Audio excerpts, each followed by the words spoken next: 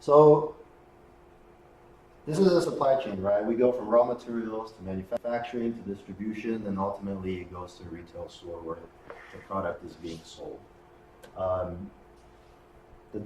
For me, a definition of a supply chain is that the consumption location is remote from where the product is being produced. Right? That's one condition. And that the tolerance time for the consumer is very short, right? It's the lead time of producing that product is way longer than what the consumer is willing to wait. And so, does anyone know in like a supply chain retail environment, what do you think is the constraint? Just take a guess. Distribution. What part? In the logistics. Okay, so not being able to get something to the right place. Yeah. Okay. I think the demand fluctuation from retail. Yeah. It is properly mapped. Right. You Okay. will always land up into Yeah. out of age inventory cost. Or when second sale starts. Right. Any others? Availability of the product itself. Yeah, that could be one of them. So you guys are all right, but they're kind of like one level down, right? Really, if ultimately your goal is to sell somebody something, right? Your customer is your constraint. So that means what? Exploiting constraint means every time the customer is interested in buying something from you, you're able to sell it to them.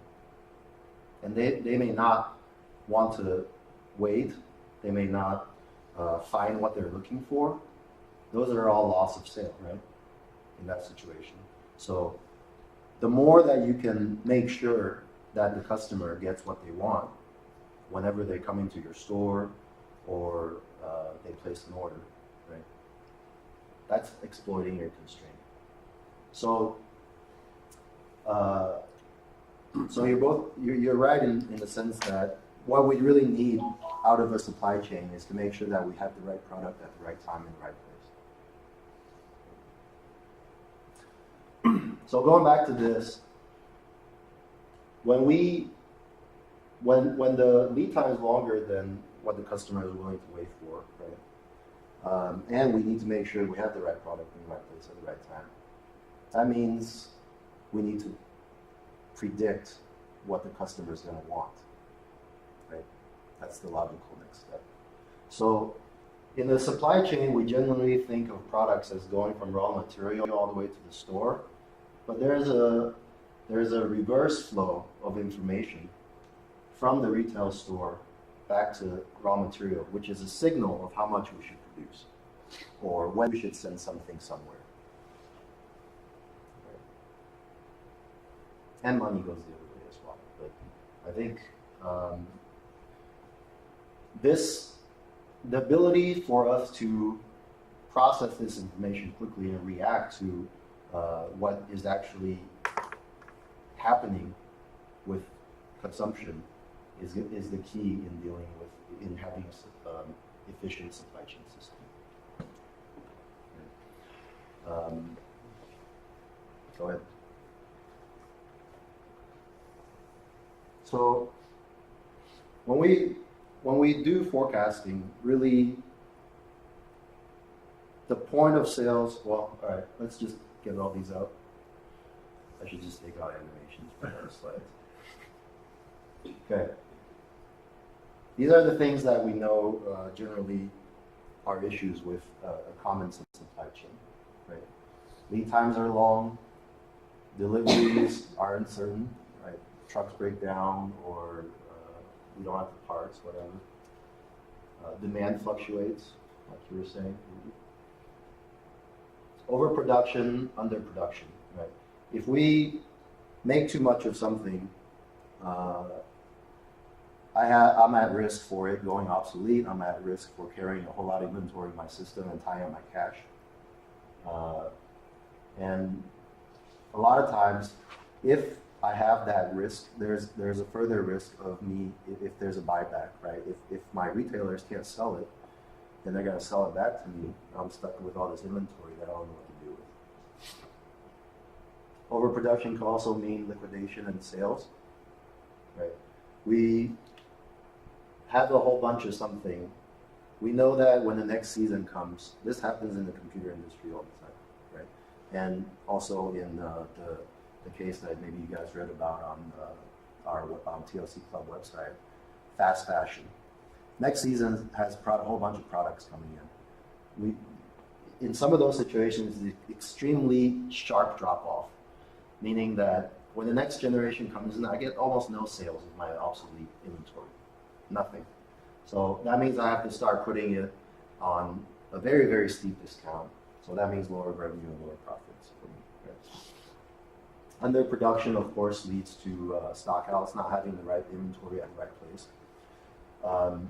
But that, even beyond that, there could be an imbalance of what we're producing, so that we end up with a whole bunch of stuff that is not fast sellers, and it's blocking the flow of what the stuff that people are buying, right? Because our retailers or our distributors have very limited capital. Tied up cash, stock in the wrong locations. Store A has a whole bunch of something, widget, that's selling very well in store B, but store B is out of stock and it's not selling in store A. So that kind of situation happens a lot. Batching, economic order quantity, right? We will batch our orders so we get a better deal. We will batch our production so that we are more efficient. Setup costs, electricity, whatever. We will batch our transportation and send only truckloads because that costs us less on the surface. Inaccurate forecasts and difficulty planning production. Really, all of this is telling us, look, it's like very difficult for us to know what is going to be sold at the point of sales. Right? And in fact, most of our inventory now is piled up at the point of sales, where we have very low ability to react to what's happening. Right? We'll come back to this point later. Maybe it's not so clear right now. But forecast is difficult, essentially, and it's not really a reasonable assumption to think, hey, by tomorrow or by next year, I can have really, really, really good forecasts a year out. It's a very difficult thing to do. We have all kinds of technology, but we've never done great forecasting. So there is one more addition here. Mm-hmm. Change of preferences. The customer preferences Yeah, go on changing very frequently. Yeah. That's true. Because of competition or because of the size of the product. Yeah. Was it that? Yeah, so that will also lead to like obsolescence, all these things, right? Exactly. Yeah, so that will be under two things. One will be demand uncertainty. So you expect this to happen. However, they have changed the preferences. So the demand for this product is not there anymore. Demand of something else is there. So that will lead to some of these issues as well. Demand uncertainty, and you will end up surplus on the side which is not selling, and it will be shortages on where the preferences moved on. I'll go on a little side tangent here, maybe just real quick,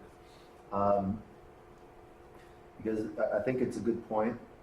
In fact, the preference of customers now is trending towards more and more choices, right? Their preference may be changing, but they're no longer happy with just 3 things that they get to choose from. Now they want 15 or 20 or 30, right? But that has, in order to satisfy the customer and be competitive, right? You have to invest. You have to be on one side of a conflict. we were talking about. But that costs money. So if you want to save on investments, then you don't want to do that. And often people come to some kind of unsatisfactory compromise in the middle. And it's also the same for how long customers are willing to wait to get their product. Right now, we want better customization of everything we buy, but we also want it faster. No, in retail there is no lead time. It is instant. Yeah, He wants it now. yeah, very different. And Stone is kind of talking about the conflict. So just to kind of clarify it, there's two sides. One side is in one order.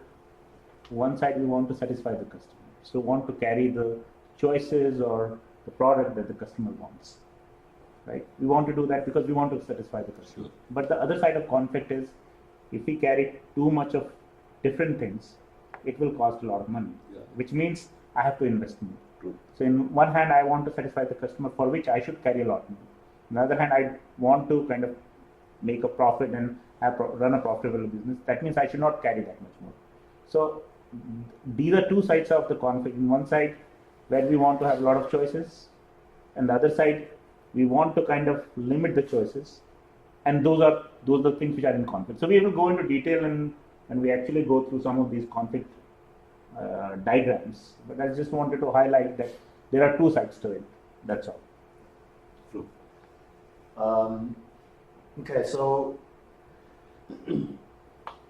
we're gonna make forecasts. That was what we were talking about before, right? Pankaj, go ahead. Okay, next. So sorry. You can go to the next slide. You know, this is just kind of organizing all these complaints and challenges is by where they happen along the supply chain, right? But we kind of talked about it, so in the interest of time, I'm going to go to the next one. You guys can redo it.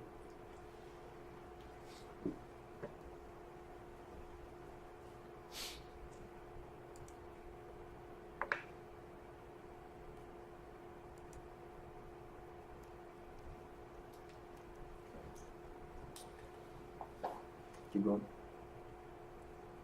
I just wanted to see if everyone has quickly browsed through it and agree with these kind of complaints that you get in all these different areas. That's classic. Yes, The bullet effect. right. Any other thoughts or questions so far? Okay. So now we'll get into the vicious cycle. And the idea, like I was saying before, right? So maybe it's not so clear. We just looked at the challenges now, right? And we said within a supply chain environment, within a supply chain, I need to make forecasts, which has some repercussions on how the rest of the operation runs. So we kind of categorize some of the challenges that we see and the undesirable effects, as I was saying before, into these boxes, right?